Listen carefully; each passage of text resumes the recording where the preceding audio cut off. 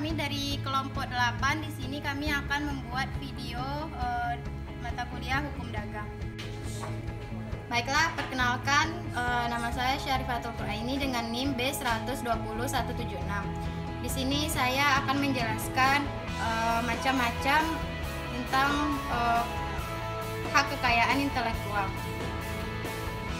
Yang pertama yaitu hak cipta dan hak terkait. Dalam Undang-Undang Nomor 28 Tahun 2014 tentang hak cipta dijelaskan bahwa hak ini adalah hak eksklusif bagi pencipta atau penerima hak cipta untuk mengumumkan atau memperbanyak ciptaannya yang timbul secara otomatis. Hak ini berdasarkan prinsip deklaratif setelah suatu ciptaan diwujudkan dalam bentuk nyata tanpa mengurangi pembatasan sesuai dengan ketentuan perundang-undangan. Sebagai contoh, yang termasuk dalam hak cipta adalah buku, lagu, lukisan, film, dan karya lainnya yang tercantum dalam Undang-Undang Nomor 28 Tahun 2014. Di sisi lain, terdapat juga hak terkait. Hak ini adalah hak yang berkaitan dengan hak cipta seperti hak dari artis pertunjukan, produser, rekaman suara, dan organisasi penyiaran. Prinsip deklaratif pada HKI ini bermakna bahwa ia tidak memerlukan pendaftaran untuk mendapatkan perlindungan hukum. Baiklah, yang kedua yaitu hak merek dan indikasi geografis. Selain itu, terdapat juga hak merek dan indikasi geografis. Hak ini diatur dalam Undang-Undang Nomor 20 Tahun 2016 tentang merek dan indikasi geografis. Hak merek adalah tanda yang dapat ditampilkan secara grafis berupa gambar, logo, nama, kata, huruf, angka, susunan warna dalam bentuk 2 dimensi atau 3 dimensi, suara, hologram, atau kombinasi dari 2 unsur atau lebih di mana unsur tersebut untuk membedakan barang dan atau jasa yang diproduksi oleh orang atau badan hukum dalam kegiatan perdagangan barang dan atau jasa. Contohnya yaitu merek dan logo dari suatu brand yang telah didaftarkan pada Dirjen HKI. Berbeda dengan hak merek, yang dimaksud indikasi geografis adalah suatu tanda yang menunjukkan daerah asal suatu barang. Faktor lingkungan geografis termasuk faktor alam dan faktor manusia atau kombinasi dari keduanya itu memberikan karakteristik tertentu dari barang atau produk yang dihasilkan. Contohnya seperti tembakau Mole Sumedang dan kangkung Lombok yang telah didaftarkan pada Dirjen HKI. Baiklah, yang ketiga yaitu hak paten. Hak paten adalah jenis HKI yang diatur dalam Undang-Undang Nomor 13 Tahun 2016 tentang paten. Dalam peraturan ini, hak paten didefinisikan sebagai hak eksklusif yang diberikan oleh negara kepada investor atas hasil invensinya di bidang teknologi. Inventor ini melaksanakan sendiri invensinya tersebut atau memberikan persetujuan kepada pihak lain untuk melaksanakannya selama waktu tertentu. Dalam bahasa sederhana, dengan memiliki hak paten atas invensi tersebut, kamu dapat memberikan lisensi kepada pihak lain untuk menggunakan invensi tersebut. Selain itu, kamu juga dapat mengalihkan hak paten atas invensi kepada pihak lain, di mana pengalihan tersebut akan menyebabkan kamu tidak dapat menggunakan invensi tersebut untuk tujuan komersial. Pelindungan hak paten diberikan selama 20 tahun terhitung sejak tanggal diterimanya permohonan paten oleh pemerintah.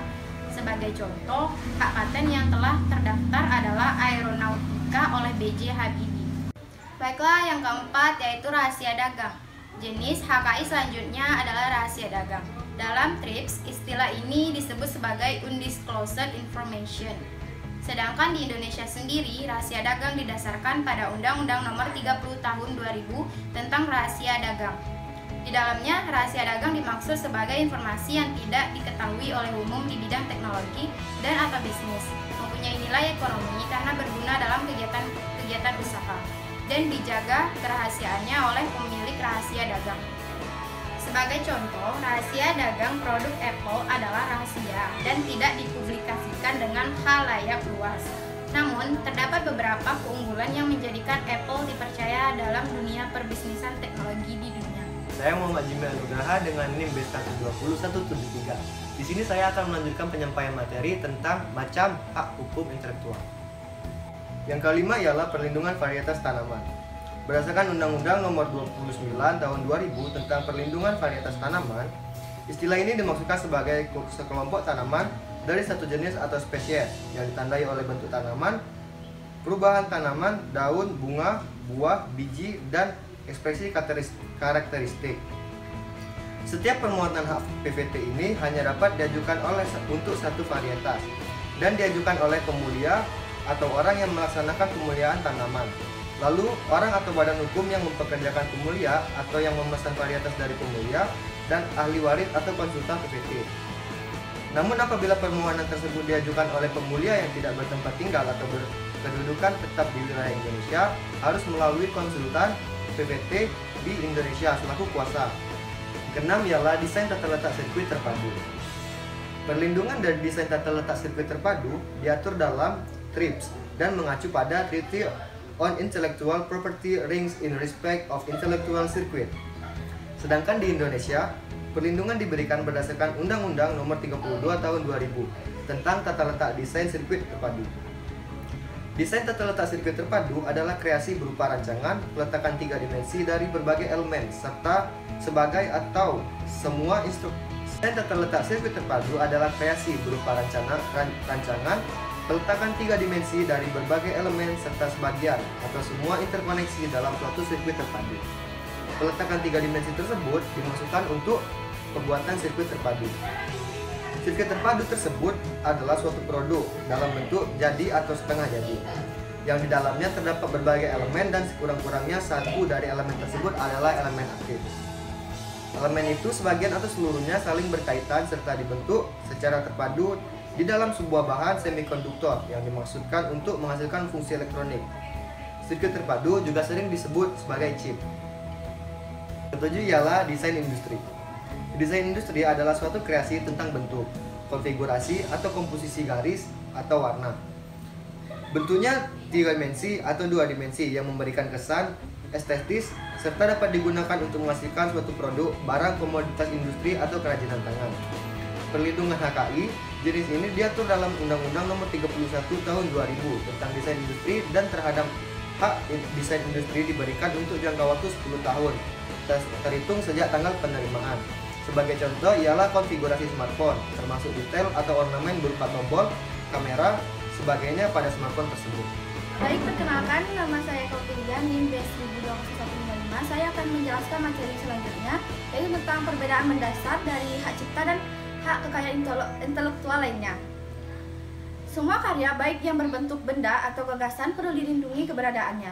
Karena itu, dikenallah hak atas kekayaan intelektual atau haki yang melindungi bermacam-macam karya maupun ide yang dituangkan dalam bidang usaha. Nah, haki mempunyai banyak macamnya, seperti yang paling didengungkan salah satunya adalah hak cipta. Jadi hak cipta ini di sini merupakan bagian dari haki. Sedangkan haki sendiri berguna melindungi macam-macam hak atau bagian haki tersebut, seperti contohnya adalah hak cipta. Perkenalkan, nama saya Dian Evianingsih dengan NIM B100200172. Di sini saya akan menjelaskan mengenai definisi kepailitan dan apa saja tujuan dari kepailitan. Untuk definisi kepailitan dijelaskan dalam pasal 1 angka 1 Undang-Undang Nomor 37 Tahun 2004 tentang kepailitan dan penundaan kewajiban pembayaran utang atau UU KPKPU, yaitu kepailitan adalah sita umum atas semua kekayaan debitur pailit yang pengurusan dan pembesarannya dilakukan oleh kurator di bawah pengawasan hakim pengawas sebagaimana diatur dalam undang-undang ini.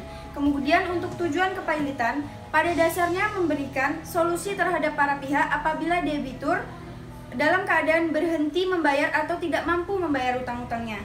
Kepailitan memang dapat mencegah atau menghindari tindakan-tindakan yang tidak adil dan merugikan semua pihak, seperti menghindari eksekusi kreditor dan mencegah terjadinya kecurangan oleh debitur sendiri.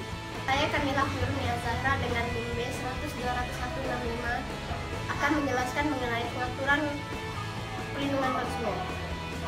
Perlindungan konsumen adalah segala upaya yang menjamin adanya kepastian hukum untuk memberi perlindungan kepada konsumen. Konsumen adalah setiap orang pemakai barang dan atau jasa yang bersedia dalam masyarakat, baik bagi kepentingan diri sendiri, keluarga maupun orang lain. Adapun hak-hak konsumen itu yang pertama ada hak atas kekayaan, keamanan dan keselamatan dalam mengonsumsi barang dan atau jasa. Yang kedua, hak untuk memilih barang dan atau jasa serta mendapatkan barang dan atau jasa tersebut sesuai dengan nilai tukar dan kondisi serta jaminan yang dijanjikan. Yang ketiga, hak atas informasi yang benar, jelas, dan jujur mengenai kondisi dan jaminan barang.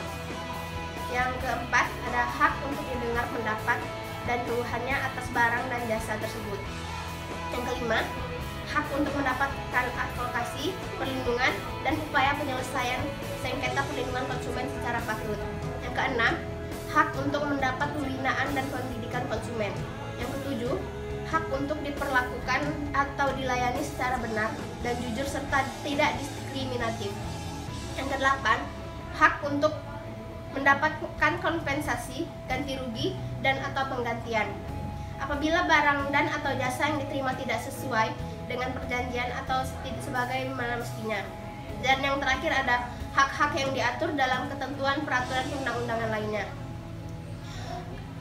Pengaturan-pengaturan tersebut di atas terdapat pada Undang-Undang Perlindungan Konsumen Nomor 8 Tahun 1999. Demikian penjelasan materi dari kelompok 8. Lebih dan kurang kami mohon maaf. Kami akhiri dengan Wassalamualaikum warahmatullahi wabarakatuh.